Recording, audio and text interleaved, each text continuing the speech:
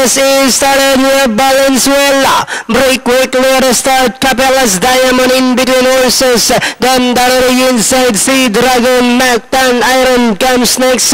Then followed by Firm Grip, Wagas racing to last. Then next on line is Flag Ceremony, while the Crops Lady is the early trailer by about 20 lengths of the pace. Racing down the backstretch, we have Valenzuela moving up on the outside to take the lead. Running by the release, Capelas Diamond. Then 6 lengths watching in third is Mactan Island. Sea Dragon, Wagas comes next. Then followed by Firm Grip. The next online is Flag Ceremony, while the Crops Lady is still racing in last 400 meters of the race.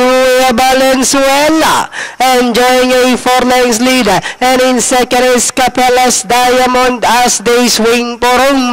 Valenzuela enjoying a 4 lengths lead.